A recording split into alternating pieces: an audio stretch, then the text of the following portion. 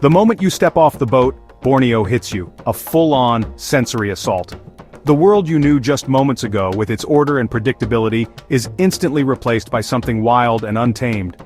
The river behind you is a fading memory. Ahead lies a realm that feels almost primeval, as if you've stepped back in time to a place untouched by civilization. The air is thick, clinging to your skin, sweat beating instantly. It's not just heat, it's a living, breathing humidity that wraps around you like a heavy blanket, making every movement feel deliberate and slow. This isn't just a place, it's a living, breathing entity. The jungle pulses with life, leaves tremble, insects hum, and the distant calls of unseen creatures echo through the trees. My boots sank into the soft earth, the jungle already pulling me in. Each step is a negotiation with the ground, which seems to shift and yield beneath your weight, as if the forest itself is testing your resolve. The canopy above forms a dense green ceiling, blocking out the sky. Sunlight filters through in scattered beams, painting the forest floor with shifting patterns of gold and shadow. The adventure begins, and the rules of the civilized world are left behind. Out here there are no straight lines, no clear directions, just instinct, and the will to keep moving forward. Here, survival is the only law. The jungle is indifferent to your plans or your schedule, it demands your full attention and respect. Everything is magnified, trees are colossal, vines snake upward, ferns glisten with moisture. The sheer scale of it all is overwhelming, a reminder of how small you really are in the grand scheme of nature. You feel incredibly small, humbled by the endless sea of green. Every direction you look, the forest stretches on, a living labyrinth that seems to have no end. Borneo demands respect from the first step. It's a place where confidence quickly gives way to caution, and where every decision matters. The humidity is relentless. Within minutes, my shirt is soaked. The air is so saturated that even standing still feels like hard work, and every breath is a reminder of the jungle's intensity. Every breath feels like drinking water. The air is so thick with moisture that it almost has weight, filling your lungs with the scent of earth and growing things. Dehydration is a real danger. Adapt, slow your pace, conserve energy. You learn quickly that the jungle rewards patience and punishes haste. The jungle punishes those who rush. Every misstep can mean a twisted ankle, a lost trail, or worse. Here, moving slowly isn't just wise, it's essential.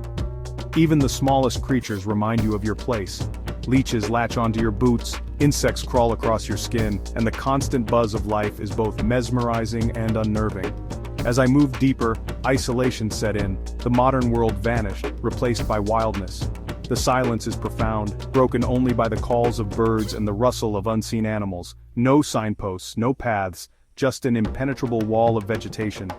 Every direction looks the same, and the only way forward is to trust your instincts and keep pushing ahead. It's both terrifying and exhilarating, the ultimate test of self-reliance.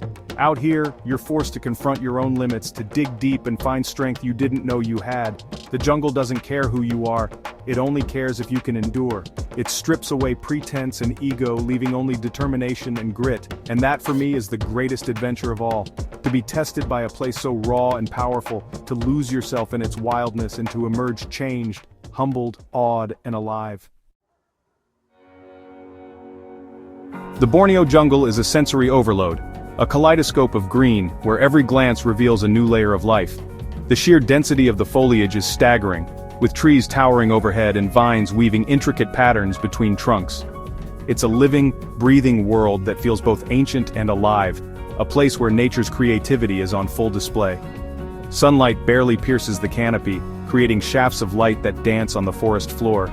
These golden beams illuminate patches of moss and fallen leaves, making the undergrowth shimmer with hidden beauty. In the early morning, mist lingers in the air, giving the jungle an ethereal, almost magical quality. Orchids and pitcher plants add splashes of color to the ever-changing scenery. Delicate petals and unusual shapes stand out against the endless green, while carnivorous plants hint at the jungle's wild, competitive nature. Every step reveals new botanical wonders, from tiny blooms to towering ferns. The jungle's soundtrack is constant, buzzing insects, bird calls, and the echo of gibbons by day, frogs and crickets by night. The air vibrates with life, from the rhythmic drumming of woodpeckers to the distant whoop of a hornbill. At dusk, the chorus shifts as nocturnal creatures take over, filling the darkness with mysterious sounds. Every rustle or snap could mean predator or prey. The undergrowth is alive with movement, sometimes a flash of fur, sometimes just the suggestion of eyes watching from the shadows. Here, survival is a constant dance and every sound demands your attention. The smell is unforgettable: damp earth, decaying leaves, sweet flowers, and pungent mud. The air is thick with the scent of life and decay, a reminder of the endless cycle that sustains the forest. Sometimes you catch the sharp tang of sap or the musky aroma of unseen animals nearby. After rain, the fragrance intensifies, ancient and pure. Mist rises from the ground, carrying the essence of the jungle, rich, earthy, and invigorating. The world feels refreshed, as if the forest itself is breathing deeply. Every sense is heightened: rough bark, slick leaves, the prickle of thorns. The textures under your fingertips remind you that this is a place of both beauty and danger. Even the air feels different, heavy with humidity and alive with possibility. You taste mineral-rich water, the sweetness of wild fruit. Each bite is a burst of flavor, a reminder of the jungle's generosity and its unpredictability. Sometimes the taste is unfamiliar, tart, bitter, or surprisingly sweet, always keeping you guessing. Survival means tuning in, using every sense to read the jungle. You learn to listen for subtle changes, to notice the smallest details, and to trust your instincts. The forest rewards those who pay attention and punishes those who don't. This awareness keeps you safe and helps you thrive. It's a skill honed over time, a connection to the wild that grows stronger with every step you take beneath the canopy. In Borneo, you become more instinctual, part of the wild. The jungle shapes you, sharpening your senses and awakening a primal awareness. Here, you are not just an observer but a participant in the endless drama of life, survival, and discovery. Survival in the jungle comes down to 4 pillars: shelter, rescue, water, and food. Shelter is first. Torrential rain can chill you fast, even in the tropics. A good shelter keeps you dry, safe from predators, and boosts morale. Water is next. In Borneo's humidity, dehydration is a constant threat. Not all water is safe. Seek clean, running sources. Once you have shelter and water, focus on food. The jungle is full of calories and dangers. Knowledge is key. Energy is your currency. Without food, you weaken quickly. Finally, respect the wildlife. Borneo's animals range from tiny, venomous insects to elusive predators. Most avoid humans, but surprise encounters can be deadly. Stay alert, make noise, and know how to react. Respect is your best tool for survival. After shelter, finding safe water is your top priority. Fast-flowing streams are best. Moving water is safer. If none are found, check plant cups or bamboo for water. Always filter before drinking. For food, be opportunistic and cautious. Fallen fruit is good if animals eat it first. Palm hearts are a reliable carb source. Insects, grubs, ants, termites are packed with protein and easy to find. Fishing is excellent. Simple traps or spears can yield a meal. Never eat unknown plants or mushrooms. Many are toxic. If in doubt, leave it out. The universal edibility test is a last resort and takes time. Stick to what you know: insects, fish, and safe plants. A single mistake can end your adventure. Knowledge and caution keep you alive.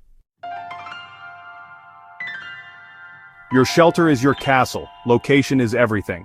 Avoid low ground and dry riverbeds. Sudden floods are deadly. Choose a flat, elevated spot and check above for dead branches. The classic A-frame lean-to is simple and effective. Build it just big enough for you. Smaller spaces are easier to warm. Thatch with large leaves, layered like tiles for waterproofing. A raised bed keeps you off the cold, damp ground and away from insects. Use sturdy posts and branches topped with soft leaves for comfort. Add a fire pit outside for warmth, cooking, and insect deterrence. The fire's light comforts and protects. A well-built shelter is your sanctuary and your survival base. Borneo's wildlife is awe-inspiring. Respect is essential. Make your presence known as you move. Noise prevents surprise encounters. Most animals, even predators, avoid humans if warned. Snakes are a real threat. Watch where you step. Use a stick to probe ahead. At night, always use a torch. Insects can be dangerous. Mosquitoes carry disease. Leeches are everywhere. Cover up, clean bites, and shake out clothes and boots. Scorpions and centipedes hide in leaf litter. Be cautious. If you meet a large animal, don't run. Stand tall, make noise, back away slowly. Most animals will retreat if given space. Awareness and calm confidence are your best defenses. In the animal kingdom, respect keeps you safe. No manual matches the wisdom of the Dayak people, true masters of Borneo. They move through the jungle with quiet confidence, reading its signs like a language. I learned which plants heal, which feed, and how to read the forest's subtle cues. Their fire-making skills, shaving dry tinder from wet wood, sparking a flame in rain, are legendary. The Dayak see the forest as a living provider, not a resource to exploit. They take only what they need, leaving little trace. Their respect for nature is profound. True survival isn't conquering nature, but living in harmony with it. Their wisdom changed my perspective forever. One night, about a week into my journey, the jungle unleashed its fury. A violent storm rolled in without warning. Rain hammered relentlessly on my fragile shelter. The wind howled like a living creature, and branches crashed down all around me. The sound was deafening, a constant roar that made my heart race. I could feel the raw power of nature pressing in from every side, reminding me just how small and vulnerable I really was out here. Alone and completely soaked, I sat shivering, my clothes clinging to my skin. Fear crept in slowly, like a cold mist.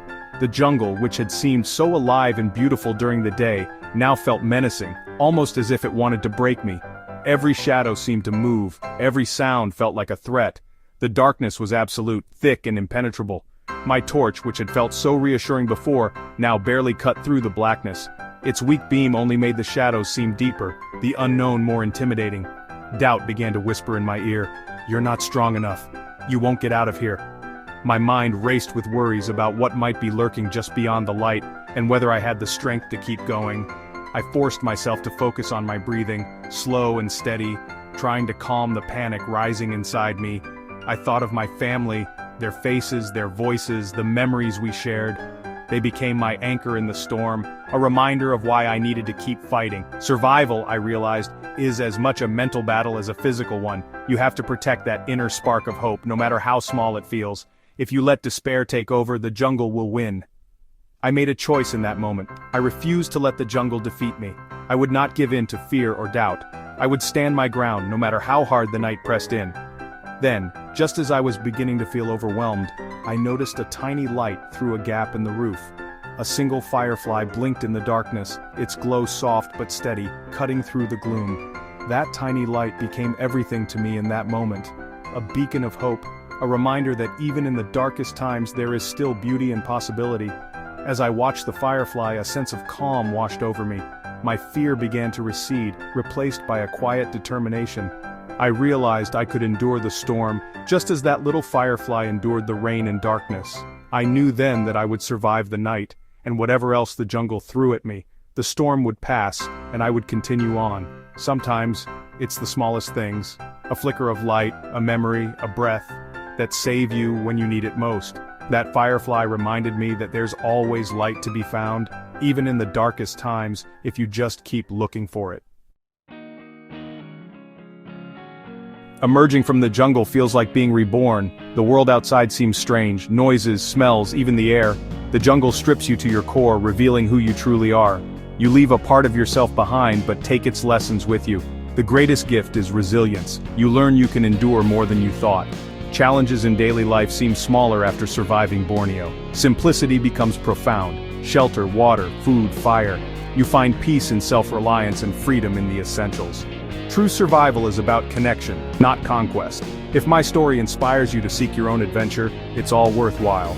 We all have a wild spirit waiting to be discovered. Never stop exploring.